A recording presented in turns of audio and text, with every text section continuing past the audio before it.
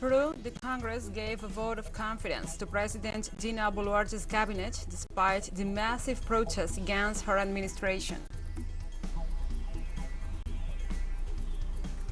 In France, a knife attacker wounded 6 people in an unprovoked attack in a Paris train station.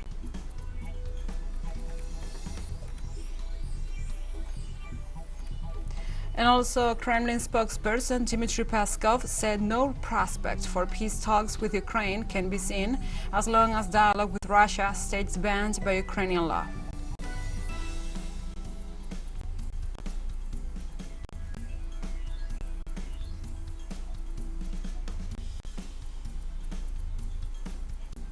From the headquarters of TeleSUR English in Havana, Cuba, this is From the South. I'm your anchor, Gladys Quesada.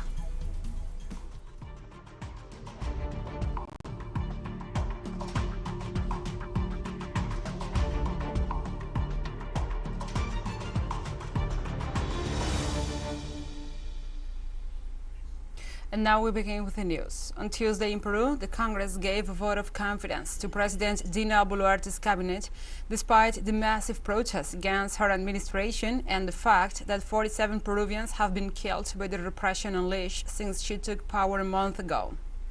With 73 votes in favor, 43 against, and 6 abstentions, far-right Peruvian lawmakers approved the plan presented by Prime Minister Alberto Otarola. On the criticism of the use of violence against demonstrators, he said that the police guarantees the life of those who protest, and that the use of force is regulated by established protocols.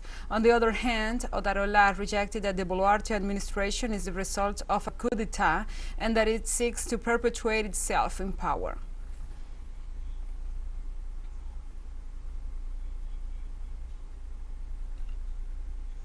Bolivian President Luis Arce inaugurated on Tuesday the construction works of a modern fish farming plant in the Amazonian municipality of Rurrenabanque, belonging to the Department of Beni. The large industry will produce paiche, surubi, and pacu fish fry, with a state investment of around $13 million. It is intended to increase the consumption of fish meat in the country within the framework of the policies of food security, industrialization, and import substitutions. The site will also include a modern plant for the production of balanced feed to sell to fish producers in the region. President Arce indicated that despite the nutritional qualities of fish, only 2.6 to 6.7 kilos per year are consumed in Bolivia.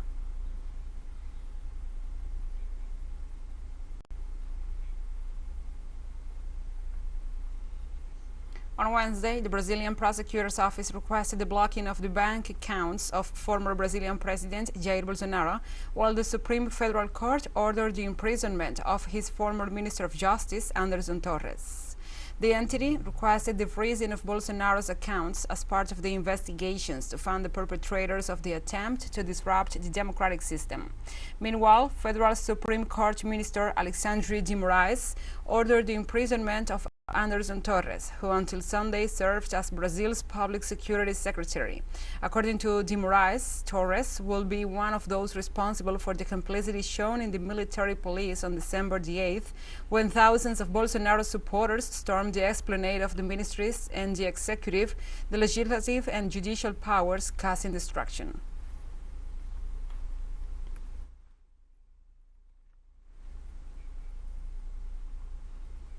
The Chilean Senate approved on Tuesday a new extension for the state of emergency in the southern macrozona at the request of President Gabriel Boric. Boric alleged that the request seeks to attend to public order in the region due to arson attacks. The proposal was approved by 34 senators, with no dissenting votes and 5 senators abstaining. Therefore, the measure will remain in force for 15 more days, and it may also be extended in the Araucania and Biobío provinces. However, numerous Mapuche communities and organizations have stated on several occasions the rejection of the measure, considering that it violates their rights to self-determination, their forms of organization, and their way of recovering their territories. The president of Argentina, Alberto Fernandez, received the Minister of Foreign Affairs of Japan, Yoshimasa Hayashi, as both nations intend to turn their strategic relationship into a global strategic partnership. The meeting took place at the Casa Rosada, the seat of the executive branch, with the participation of the Foreign Minister, Santiago Cafiero. The leaders highlighted the diplomatic ties between both countries established 125 years ago and analyzed possible strategies for their strengthening. Cafiero pointed out that the country's initiative is to turn the relationship into a global strategic association. The government representatives highlighted the recovery of bilateral trade, which in 2021 amounted to over $1,800,000, the highest level in recent years.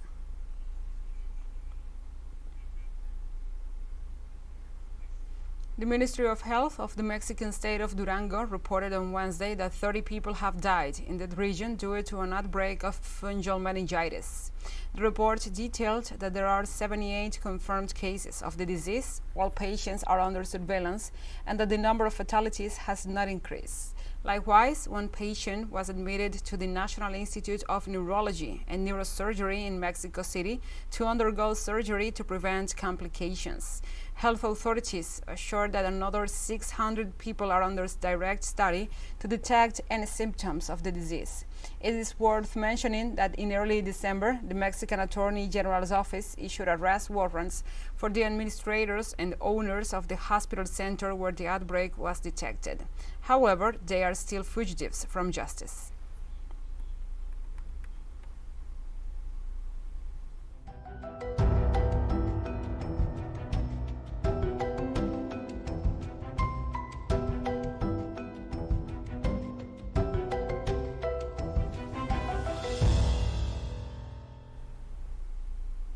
Now we move on to other topics. On Wednesday, official authorities informed that the 7.5 earthquake registered on Monday left hundreds of damaged buildings.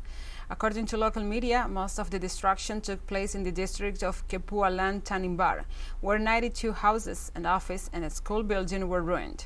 The spokesperson for the National Disaster Agency, Abdul Muhari, informed that 32 other houses were affected in the region of Maluku Baradaya.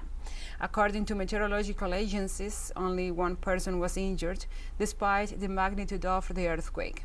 Also, 3 moderate to weak aftershocks were reported, and the authorities issued a tsunami warning, which finally never occurred. Let's take a short break now, but first, remember you can follow us on our TikTok account at TeleSUR English, in which you will be able to see news in different formats, news updates, and more. Other stories coming up, stay with us.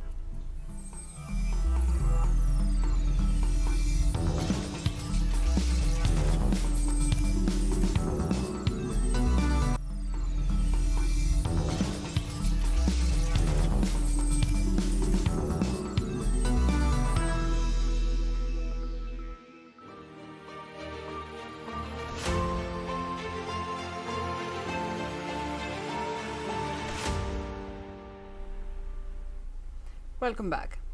Kremlin spokesperson Dmitry Peskov said no prospect for peace talks with Ukraine can be seen as long as dialogue with Russia stays banned by Ukraine law. Commented on a statement by the Turkish Foreign Minister Mevlut Cavusoglu, who said Moscow was willing to hold talks with Ukraine, Peskov emphasized that no such talks were possible as long as there was a Ukrainian legislative ban on negotiations with Russia. He also said that his country has always been ready to settle issues through negotiations, and that the President Vladimir Putin and his administration will prefer to attain their goals through peaceful and diplomatic ways.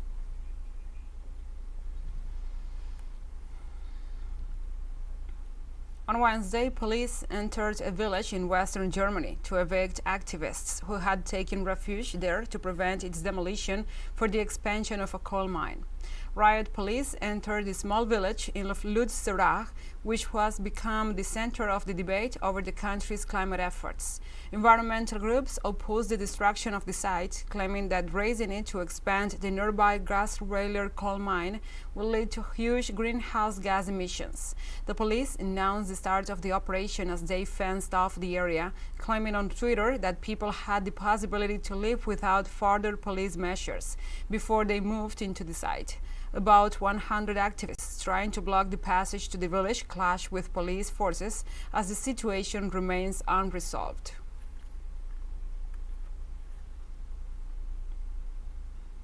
On Wednesday, in France, left-wing parties opposed the government's pension reform bill, while unions announced a strike for January 19th. According to the leader of the French Workers' Confederation, Laurent Berger, the objective of the workers' organizations is to prevent reform from entering into force, as they consider it both unfair and unnecessary. Berger's detailed that the labor organizations are against any delay in the minimum retirement age, which is the flagship measure of the proposed government reform. Macron's administration is currently unveiling details of its pension reform project, which is centered around the progressive raising of the minimum retirement age from 62 to 64 by the year 2030.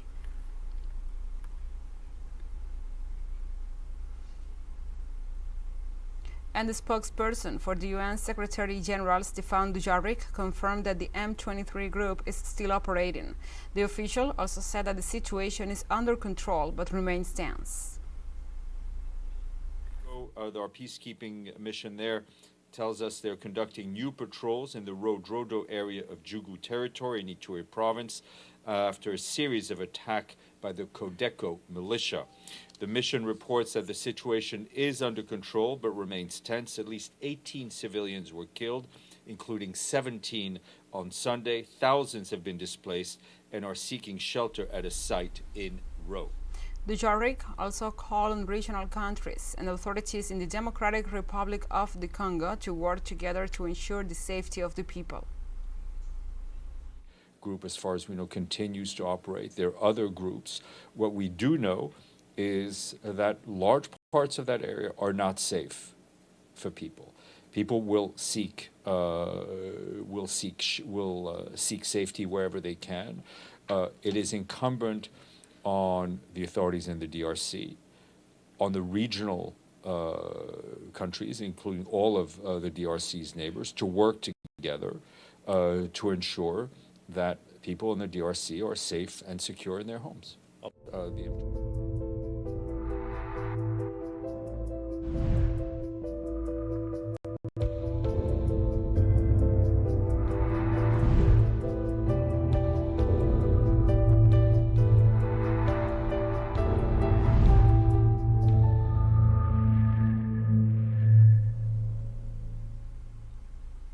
Now we move on to other topics. Greece has now overturned a previous decision and has moved to impose a pre-flight COVID-19 test requirement for all arrivals from China. The U-turn comes a few days after direct flights between the two countries were re-established. The decision has raised questions among businesses owners who were keen to welcome an influx of Chinese tourists. In Athens, many of them differ from the government's take on the matter, saying they are happy to welcome back visitors from China. Late last week, in a government meeting, the Greek Health Ministry decided to impose measures, which include a negative COVID-19 test 48 hours prior to departure for travelers from China and the use of high protection masks at all Greek airports.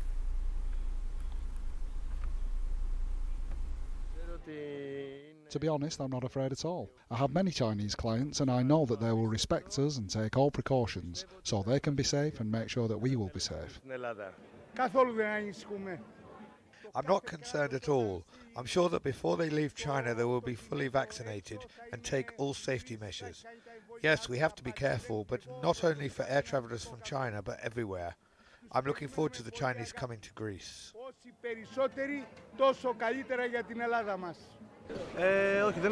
The virus is a thing of the past, and I'm not worried about it at all.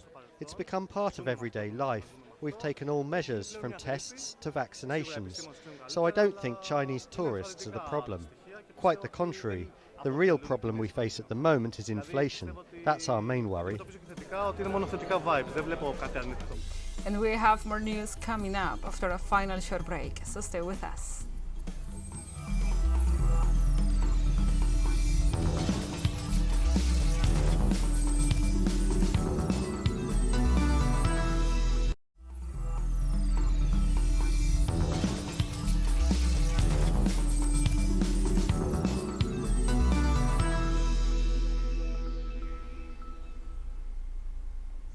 Welcome back. Despite a lot of uncertainty for 2023, experts and economists are upbeat about China's prospects for the year ahead, with many anticipating the Asian giant will make a significant contribution to global growth and help ease inflationary pressures. Such as the optimism came from the country's recent change of its COVID-19 measures, with the government making active adjustments to ease restrictions and downgrading the classification of the virus. These modifications are expected to help stimulate the economic recovery in the long run. Experts also agreed that even though China's epidemic response may disrupt economic activity in the short term, domestic demand will play a big role in driving economic growth going forward. Optimization of pandemic prevention and control policy, which will help boost domestic demand. Although China's economic and social activities are impacted by the increasing infection in the short run, pent-up demand is expected to unleash after the normalization of social activities, especially in contact-intensive service sectors. Fundamentally, China, of course, is still an attractive destination for two reasons. One, it has a large domestic market. And at the same time, on the supply side, China, of course, does continue to have unique industrial capabilities, infrastructure access, still a large pool of relatively affordable labor that attracts investment into productive sectors. On Wednesday, in Afghanistan, a suicide bomber caused a large explosion in Kabul, outside the Taliban Foreign Affairs Ministry. The number of civilians killed and injured is still undetermined. Kabul police said the suicide bomber tried to access the building but was stopped by a security officer. The detonated explosives right at the building's main entrance as employees were leaving for the day. Witnesses report a brief gunfire exchange following the explosion. The foreign ministry is located in a protected street in the diplomatic district of Kabul, along with several foreign embassies and other important government buildings. The local branch of ISIS, ISIS-K or ISIS-Khorasan, is suspected to be responsible, although they have not yet made any claims. The group recently targeted a checkpoint at Kabul's military airport and a hotel largely used by Chinese nationals. Before that, an ISIS-K suicide bomber had targeted Russian diplomats, killing 20 people, including 2 Russians.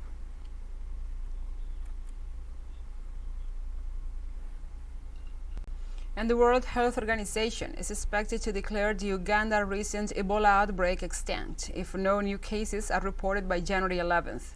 According to the organization, an outbreak is declared extinct if there are no new infections within 42 days. Uganda has recorded 142 cases since the Ebola outbreak was announced last September, with 56 of them being fatal.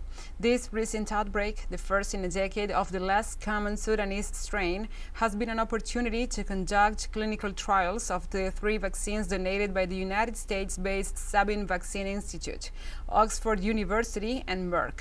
Ebola, which sometimes manifests as a hemorrhagic fever, is spread by contact with an infected person's bodily fluids or contaminated materials. The World Health Organization has stated that the fatality rate of the current outbreak is around 40%.